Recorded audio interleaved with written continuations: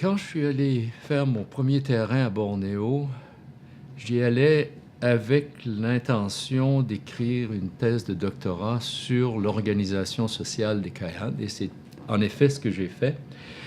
Mais comme j'étais en mesure de faire un terrain de 2 ans, j'ai également planifié d'étudier la religion pendant que j'y étais. Et en fait, étant donné la façon dont je faisais mon terrain, j'ai passé plus de temps à travailler sur la religion que sur l'organisation sociale. Et la raison était que j'avais fait l'hypothèse en ce qui concernait l'organisation sociale il y a des tas de sujets sur lesquels on ne peut pas poser de questions. Ou plutôt, si on le fait, on aura une réponse qui sera artificielle. Alors, j'attendais que les gens parlent d'un sujet particulier, en particulier, par exemple, sur les questions d'identité ethnique. Je n'ai jamais posé une question en 2 ans.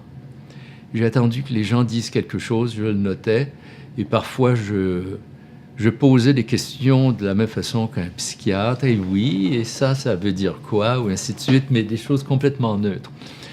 Mais pour justifier ma présence, j'étudiais la religion, et là, il n'y avait aucun problème à ce que je pose n'importe quelle question, parce qu'il s'agissait d'une religion dans laquelle il y avait à la fois des chamans et des prêtres, et les prêtres devaient apprendre leur travail, leur rituel pendant plusieurs années, et il s'agissait donc d'un modèle d'apprentissage avec quelqu'un qui était déjà prêtre, et il n'y avait aucun problème à poser n'importe quelle question, parce que dans ce cas-ci, contrairement à ce qui se passait au point de vue social, si je disais une bêtise, on allait me le dire tout de suite.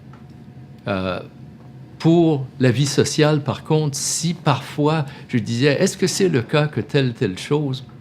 il n'existait qu'une seule réponse polie qui était « oui ».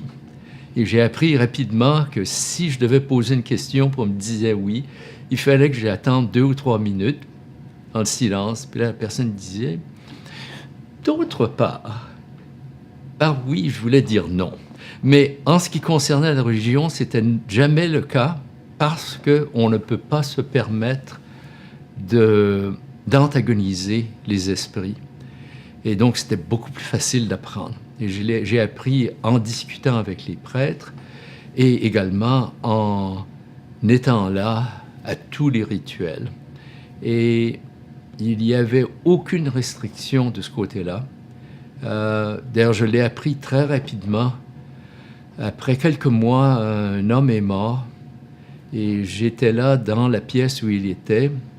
Puis j'écoutais, je regardais le rituel et tout.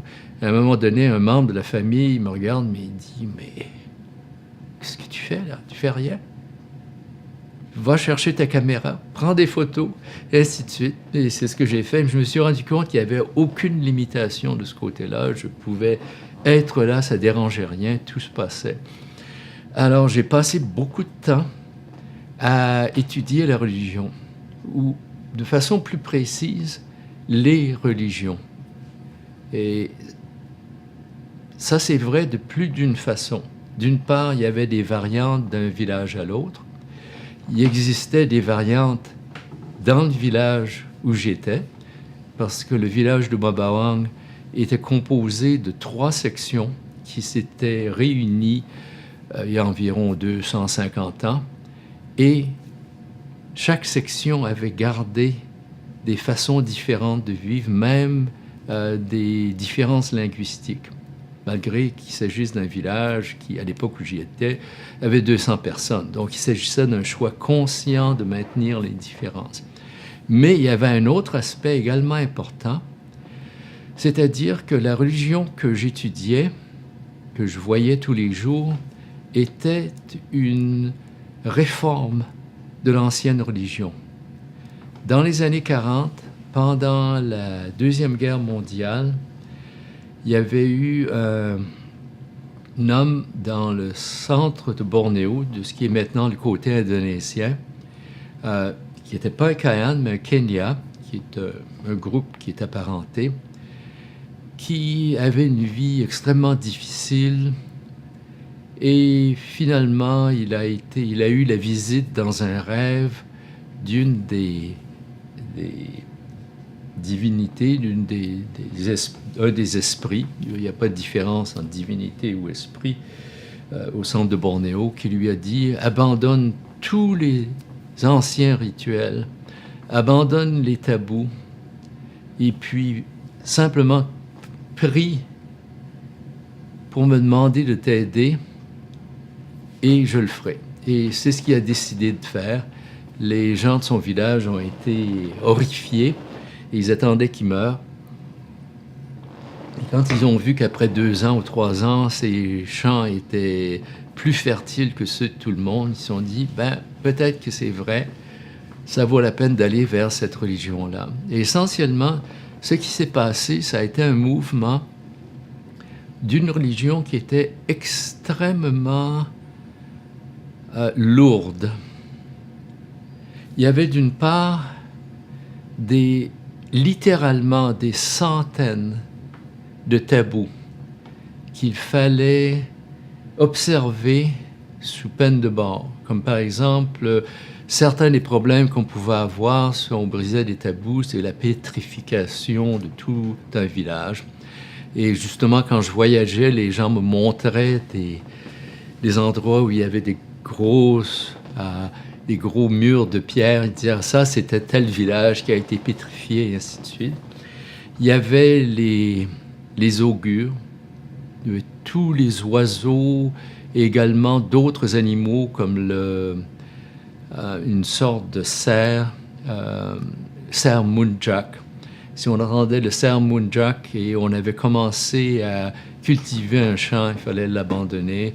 Si on avait construit un bateau, on ne l'avait pas fini, on entendait le Muntjac, il fallait, etc. Et la vie était beaucoup, beaucoup plus difficile. Les rituels étaient extrêmement coûteux.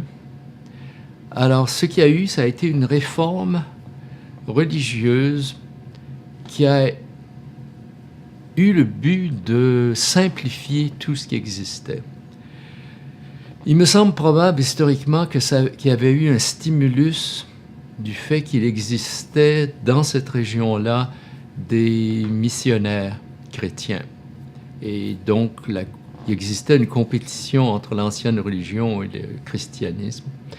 Toujours est-il que cet homme-là, après s'être établi comme le prophète de la nouvelle religion dans sa région, a passé de l'autre côté de la frontière et il est venu dans la région du Balouy, celle où j'ai vécu, et il s'est arrêté à chaque village, et chaque village s'est converti avec un enthousiasme évident. Et il passait donc d'un système où il fallait faire des offrandes coûteuses, où il fallait égorger de la volaille, des porcs, et ainsi de suite, des offrandes qui étaient extrêmement simples. Il suffisait de mettre un œuf sur un morceau de bois, et après on pouvait le réutiliser. C'était une offrande qui était renouvelable constamment. Ce qui s'est passé après, c'est qu'il y a eu une réaction des prêtres de l'ancienne religion et des aristocrates qui ne voyaient pas d'un bon œil cette nouvelle religion parce que, justement, c'est pas surprenant, la religion traditionnelle avait soutenu le pouvoir des aristocrates, avait justifié leur pouvoir. Les prêtres avaient une vie plus aisée que les autres parce qu'ils recevaient des dons des gens pour qui ils faisaient des rituels. Et le résultat de ce processus a été que sur une période de quelques années, il y a eu une réforme de la réforme pour ramener la majorité des éléments de l'ancienne religion, sauf ceux qui étaient les plus onéreux. Donc, d'une part, il n'existait plus de tabou, sauf celui qui empêchait les gens de rire des animaux. Il ne fallait pas faire des blagues à propos des animaux, avec deux exceptions, les singes et les grenouilles. On pouvait dire ce qu'on voulait de ces deux-là, il n'y a pas de problème. Ça, c'est resté, mais c'est pas grave. C'est simplement une question de politesse. Les augures n'ont plus été nécessaires. Et, ça c'est un autre aspect qui avait amené des difficultés dans l'ancienne religion, il n'était plus nécessaire d'obtenir de temps en temps, mettons tous les 5 ans, une nouvelle tête humaine, qui était un élément essentiel de l'ancienne religion. Mais les rituels, dans leur ensemble, sont revenus avec quelques simplifications. Mettons, certains rituels qui duraient 3 jours sont devenus des rituels d'1 jour, mais il fallait qu'il existe encore une prêtrise qui était en mesure de gérer ces rituels-là et une hiérarchie. Il y avait des gens qui étaient prêtres, tout simplement, puis il y en avait d'autres qui étaient grands prêtres. Je traduis le terme exactement, et c'était eux qui en savaient plus et qui étaient en mesure de faire certains rituels que les autres ne connaissaient pas ou ne se sentaient pas confortables.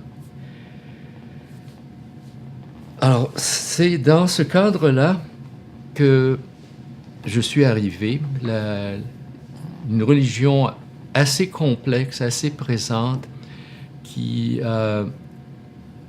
maintenait certaines restrictions. Comme par exemple, si j'ai mentionné auparavant le mode d'agriculture sur brûlis, qui amenait les gens à passer une partie de l'année à leur ferme plutôt que dans la longue maison. Mais si quelqu'un était malade et avait besoin d'un rituel, ben, il fallait amener cette personne-là dans le village pour le rituel, parce que le rituel n'existe que dans le village, il ne peut pas être ailleurs. Là, il y a un symbolisme évident, c'est-à-dire que le village est le vrai centre de la vie des gens, et hors de ça, on est dans la nature, ce qui peut être très bien, mais les esprits ne nous reconnaissent pas autant, ou les bons esprits, ceux qui doivent nous aider. Il faut les approcher de la bonne façon. Un accident qui a été très bénéfique pour moi a été le fait qu'il existait un appartement au milieu du village de Mabawa qui était inoccupé. Et avec la permission du propriétaire, qui vivait à ce moment-là dans un autre village, c'est là que j'ai vécu pendant 2 ans. Et leur père, c'était un homme et sa sœur, qui étaient les propriétaires de cet appartement-là, leur père avait été le plus grand prêtre de la région. Et le fait que j'étais dans son appartement, en somme, me donnait une certaine ouverture.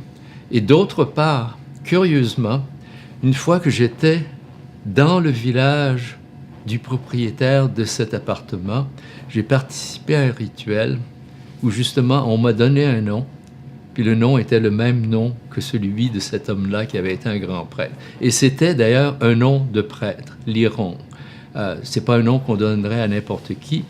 Lirong, ça veut dire une baie dans une rivière, où justement à cause du courant quand la rivière passe, ça fait que dans la baie, il y a des choses qui se ramassent. Et un prêtre, c'est quelqu'un qui ramasse. Puis moi, j'étais justement quelqu'un qui ramassait tout. Je ramassais des histoires, je prenais des photos, etc. Donc, c'était un nom approprié pour moi. Mais le fait que ce soit un nom de prêtre, ça rendait évident que je doive jouer un rôle sur l'écriture de la religion. Et d'ailleurs, très tôt, je dirais après que j'ai été là pendant 6 mois, les gens avaient bien compris ce que je faisais, et en des termes différents, bien sûr, ils m'ont dit, en effet, on comprend très bien que vous êtes intéressé à notre vie sociale, mais nous, ce qu'on veut, c'est un livre sur notre religion. Notre religion, c'est la meilleure religion, puis il faut que ça soit écrit. Et puis, c'est ton travail. Je dis, bien sûr, c'est ce que je vais faire, et je l'ai fait éventuellement. Alors, chaque fois qu'il y avait un rituel, j'y allais, je participais, je prenais des notes. Et c'était une tâche assez complexe, en ce sens qu'il existait une série de rituels. Il y a un rituel que chaque unité domestique doit faire au moins 2 fois par an. Et une des fois pendant l'année, ça va durer environ une douzaine ou une quinzaine d'heures. Et le prêtre chante de façon presque ininterrompue pendant tout ce temps-là. Il y a les rituels qui s'appliquent à toute la communauté, qui sont avant tout les rituels agricoles. Mais dans ce cycle annuel, il y a également un rituel de la chasse aux têtes qui est toujours là et qui utilise un fragment de crâne qui est toujours là. Et tous ces rituels-là sont très détaillés. Évidemment, les rituels de la vie de tous les jours, à la naissance, le mariage, la mort, et ainsi de suite. Et ce que j'ai découvert très rapidement, et je pense qu'il y a des tas d'anthropologues qui l'ont découvert avant moi, c'était que l'aspect fondamental d'une religion, c'est pas les croyances, c'est les actions. Donc, les rituels. Ce qu'on fait, c'est ça qui est important. On peut penser ce qu'on veut, on peut avoir des interprétations différentes, on peut n'avoir aucune interprétation. Ça, de la même façon que... j'oublie les noms, tout. Quelqu'un qui a travaillé en Afrique, qui justement avait montré qu'il connaissait une seule personne qui connaissait en somme les idées religieuses de la religion, mais tout le monde pratiquait les rituels sans difficulté. J'ai vu la même chose là, mais pas au même niveau. La majorité des gens connaissaient quelque chose, s'y intéressaient, ils avaient des croyances qui n'étaient pas toujours les mêmes. Et j'ai donc recueilli tout ce que je pouvais. En même temps, il y avait toujours ce filigrane. C'est-à-dire que quand je regardais ou quand on me parlait de la religion Bungan, de la religion que j'étudiais, il la comparait à l'ancienne religion. Alors, évidemment, là, j'ai fait un effort particulier pour essayer de documenter les rituels et les croyances de cette ancienne religion-là, ce qui n'était pas difficile dans ce sens que tous les gens qui avaient plus que, mettons, 40 ans avaient vécu ça et le connaissaient très bien. Et j'ai travaillé pendant 2 ans à ça et j'ai recueilli toutes sortes de renseignements. Par la suite, j'ai également eu l'avantage de lire l'ouvrage de Anton Nieuwenhuis, Quer durch Bornéo, 2 gros tomes de son voyage à travers ce qui est maintenant le Bornéo indonésien. Et il a passé une bonne partie du temps avec des gens qui parlent la même langue que les Kahan. Et il avait beaucoup de photos et de notes sur les rituels qui m'ont permis d'avoir une image des objets que les gens me décrivaient. Alors ça a été utile aussi. Alors, ce que je faisais, je suivais les prêtres quand ils faisaient leur rituel. Il y a même eu une fois, et ça m'a beaucoup touché, je dois dire, où c'était un rituel domestique.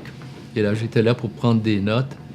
Et la famille qui payait pour le rituel m'a donné le paiement rituel minimal qu'on donne à un prêtre, qui sont 6 perles de verreterie qui n'ont pas grand valeur, mais qui sont données à un prêtre junior. Et ça a été spécifiquement, oui, t'es là, comme ça, t'es un officiant parce que t'es là même si tu dis rien. Et ça m'avait bien touché, surtout pour une raison pour laquelle je reviendrai plus tard. Et également, j'ai eu l'occasion de voir les différences qui existaient d'un village à l'autre.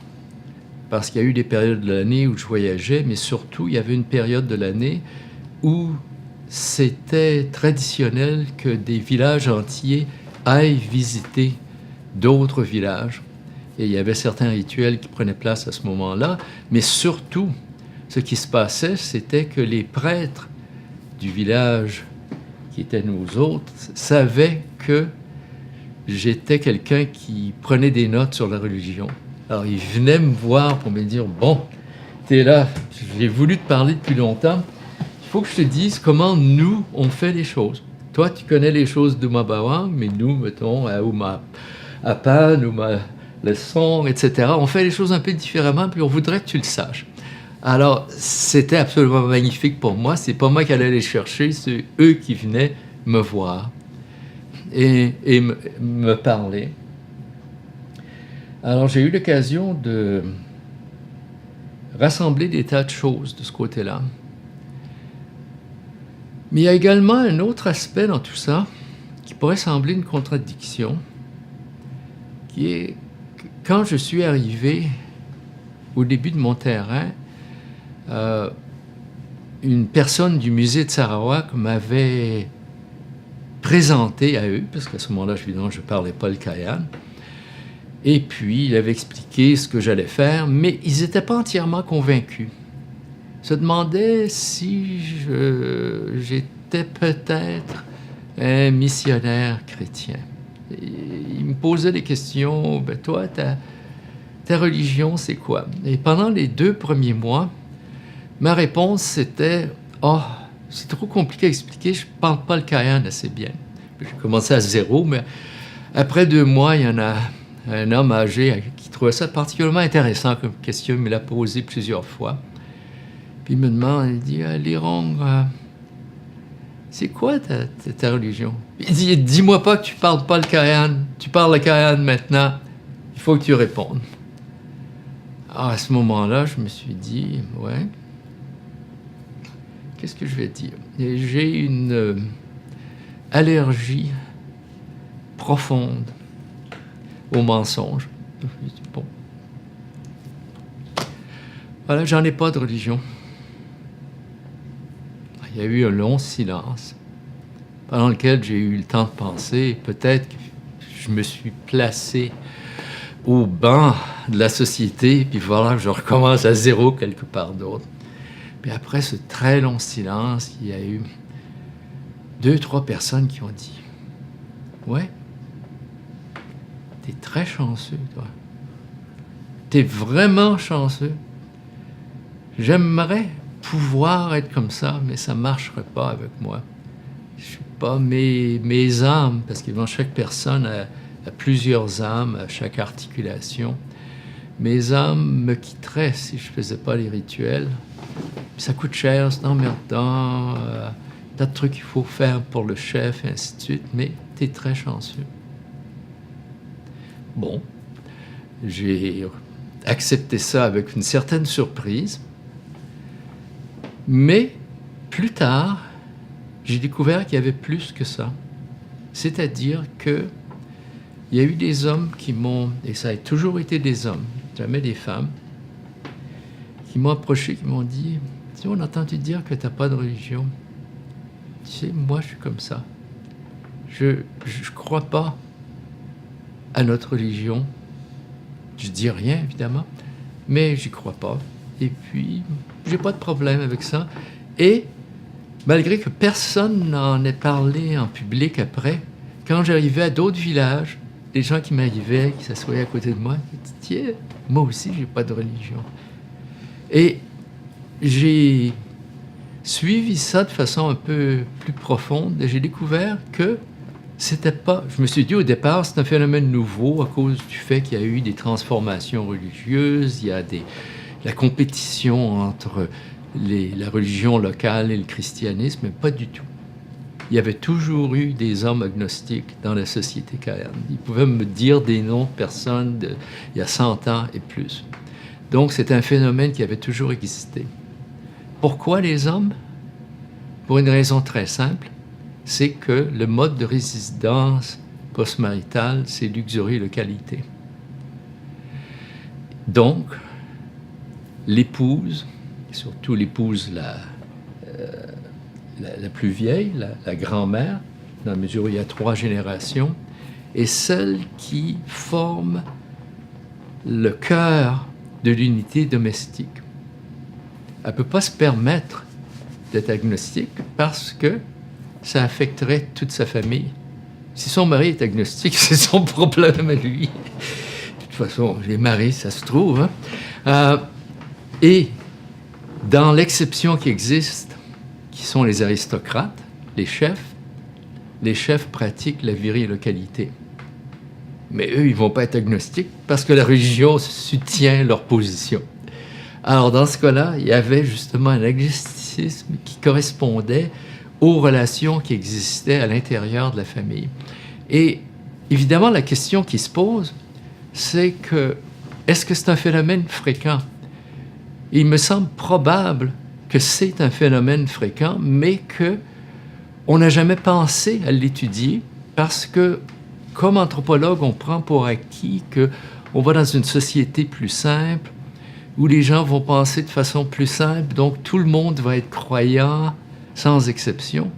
Mais c'est en fait l'inverse. On est dans des sociétés où il y a moins d'inégalités que dans la nôtre, et il n'y a personne qui va nous punir, sauf peut-être les esprits, si on décide qu'on n'y croit pas. Et je pense qu'il y a un vide qui existe dans l'anthropologie à ce sujet-là. Je suis presque certain que ça existe partout, mais qu'on n'a pas pensé à en parler. Et de la même façon, Lucien Febvre, dans son livre sur Rabelais et l'incroyance, montre la même chose pour le Moyen-Âge. Il dit justement, il existait des incroyants, mais pas beaucoup, puis il se la fermait parce qu'autrement, il ne voulait pas se faire aller sur un échafaud ou se faire brûler, et ainsi de suite. Donc, ça, c'est un aspect qui, pour moi, était nouveau.